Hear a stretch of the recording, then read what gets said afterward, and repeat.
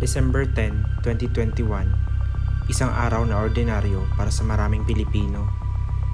Ngunit sa barangay Bagontapay, Makilala, North Cotabato, isang tahimik na bayan sa Mindanao, ay unti-unting magugulantang ang mga residente sa isang trahedyang hindi nila kailanman malilimutan. Ang pamilya Magwad ay kilala bilang isang relihiyoso at maayos na pamilya sa kanilang lugar. Ang ama ay isang pastor ng lokal na simbahan, samantalang ang ina ay aktibo rin sa community work. Mayroon silang 2 anak, Dalagita at Binatilyo, si Gian, 16 na taong gulang, at Simon, 17 taong gulang. Matalino, aktibo sa school at simbahan, at pawang mga role models sa komunidad. Kasama rin nila sa bahay ang isang menor de edad na dalagitang babae na inampon nila mula sa DSWD. Ilang taon na ang nakalilipas. Sa istoryang ito ay itatawag nating Alaysa para maprotektahan ang kanyang pagkakakilanlan. Sa paningin ng marami, isa itong masayang pamilya. Ngunit sa likod ng katahimikan, may mga tensyon sa loob ng bahay na unti-unting nagbabadya ng trahedya. Sa araw ng krimen, ang mga magulang ng Magwad siblings ay lumabas upang dumalo sa isang community activity. Naiwan sa bahay sina Gian, Simon at Alaysa. Wala umanong kutob ang magulang na may mangyayaring masama sapagkat ligtas ang kanilang lugar, tahimik at kampante sila sa mga anak. Dakong hapon, bandang 3:00, may mga missed calls at messages mula kay Alaysa. Sa mga screenshots na nakuha mula sa mga cellphone, sinabi umano niya na may pumasok na magnanakaw sa bahay at ina-attack daw sila. Nagmamadaling bumalik ang mag-asawa, ngunit pagdating nila sa bahay, isang nakakasindak na tanawin ang bumungad sa kanila.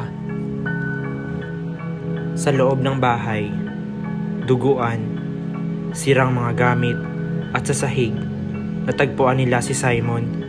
Wala ng buhay, basag ang ulo, may tama ng blunt force trauma sa iba't ibang bahagi ng katawan.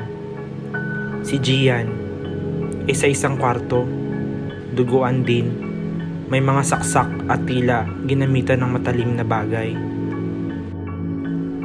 Habang ang ampon nilang si Alaysa ay nakaligtas, may kaunting gasgas, nanginginig at umiiyak pero buhay. Ayon sa kanyang kwento, may 3 lalaki daw na may maskara ang pumasok sa bahay.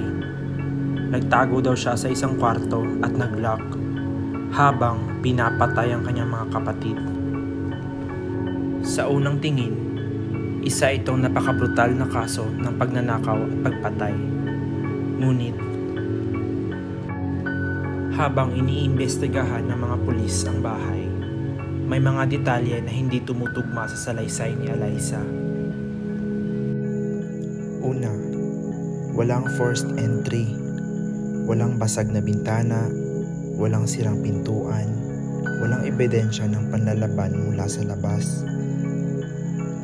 Pangalawa, hindi rin nawawala ang mga gamit. Ligtas ang mga gadgets, TV at alahas, hindi mukhang pagnanakaw. Pangatlo, may mga natagpuang messages sa social media ng mga biktima. Ayon sa ulat, nagpadala ng mensahe si Gian sa mga kaibigan bago siya namatay. Pang-apat, sa crime scene investigation, wala ring bakas ng ibang tao sa paligid, maliban sa 3. Habang tumatagal ang investigasyon, lumabas sa mga ulat na may mga hindi pagkakaunawaan sa pagitan ni Gian, Simon at Alaysa. May mga report ng inggit at hindi pantay na pagtrato.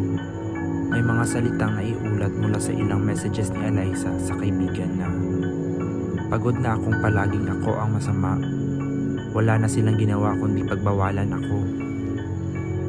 Habang ang mga tunay na anak ay excelled academically, si Alyssa raw ay laging sinisita dahil sa maling gawi, hindi pagsunod sa bahay at minsan ay pagsisinungaling. Pagkalipas ng ilang araw, nagbago ang ihip ng hangin. Si Alyssa, ang tanging nakaligtas, ay hindi na lamang tinuturing na survivor, kundi isang person of interest. Lumabas sa forensics na ang mga fingerprint sa kutsilyo at blood object ay tumutugma sa kanya. Walang ibang tao na nakita sa CCTV ng kalsada at based sa time of death ng mga biktima, si Alyssa lamang ang maaaring naroon sa eksaktong oras. Kinulong si Alyssa sa ilalim ng pangangalaga ng DSWD at sinampahan siya ng kaso ng parricide at murder. Nagluksa ang buong bayan. Hindi matanggap ng pamilya ang sinapit ng dalawang anak. Sa mga interview, sinabi ng ama, "Hindi namin ito hiningi. Minahal namin siya bilang tunay na anak. Pero bakit ganito?" Ang social media ay nahati. Ang iba ay naniniwala sa kanyang pagkakasala.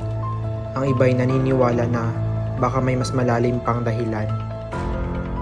Nagsimula ang paglilitis. Ngunit dahil si Alyssa ay minor de edad, naging confidential ang mga detalye. Ang pinakamabigat sa lahat, walang tiyak na motibo, maliban sa galit, selos o inggit. Walang malinaw kung bakit kailangang mauwi sa karumal-dumal na krimen. Hanggang ngayon, ang kaso ay nagsisilbing paalala ng kahalagahan ng mental health ng kabataan, tamang pagpapalaki ng mga ampon, kahusayan ng forensic science sa pagbunyag ng katotohanan. Ang bahay ng Magwad family ay nananatiling tahimik, laging nakasarado, tila isang bantayog ng alaala ng mga walang muwang na biktima. At sa mga lapida ni Gian at Simon, nakasulat, "Pinarangalan kayo ng buhay, pinarusahan ng kawalang katarungan, ngunit sa huli, katotohanan ang mananaig." Ang Magwad siblings murder ay isa sa pinakakontrobersyal na krimen sa Pilipinas nitong dekada. Ito ay salamin ng kung gaano kahalaga ang pagmamahal, tamang paggabay, at pagtutok sa kalusugan ng isip ng bawat batang bahagi ng ating tahanan, anak man natin o hindi.